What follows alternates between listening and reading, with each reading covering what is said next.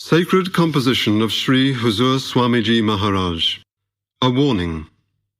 Part 2, Discourse number 15, Hymn number 5.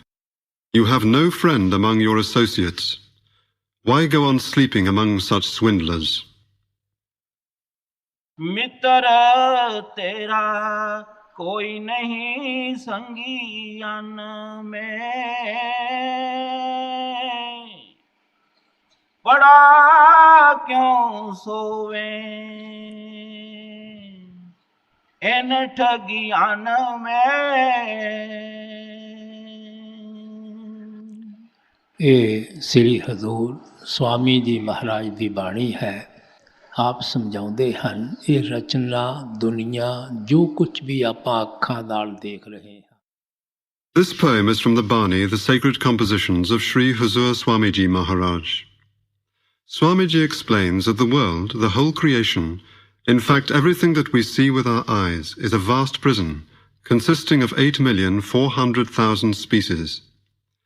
The Almighty Lord has provided one means of escape from this prison, and that is the human form. We have become inmates in this jail on account of our previous actions, our karmas, and because of our desires and longings. The nature of this world is that it is the domain of karmas, the field of actions and reactions. All actions which are performed under the dominion of the mind, irrespective of whether they are good or bad, bring us into this prison to undergo their reactions. Whenever we do good deeds, we come back into the world to enjoy their pleasant results. And when we do bad deeds, we come back to suffer their unpleasant results. Liberation from the ties of the physical body cannot be gained by performing good deeds, nor will we be spared the pain of the cycle of birth and death by performing bad deeds. Good actions may result in us becoming rich businessmen or financiers, kings or rulers, or leaders of communities, religious organizations or nations. We may even go to a paradise or one of the lower heavens.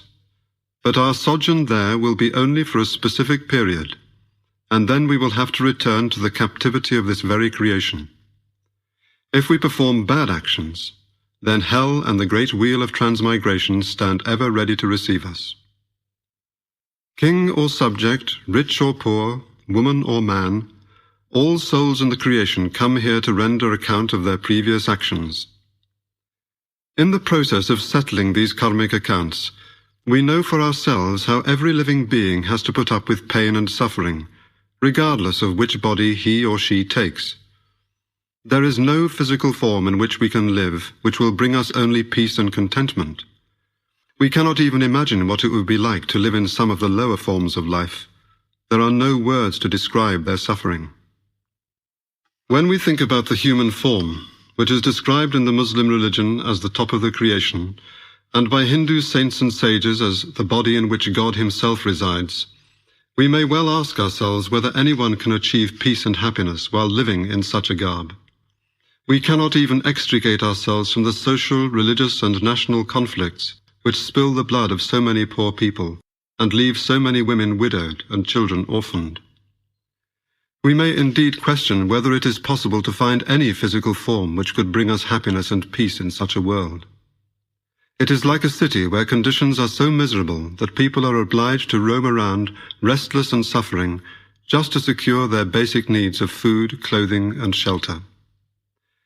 It is for this reason that Swami Ji says, "Listen to me,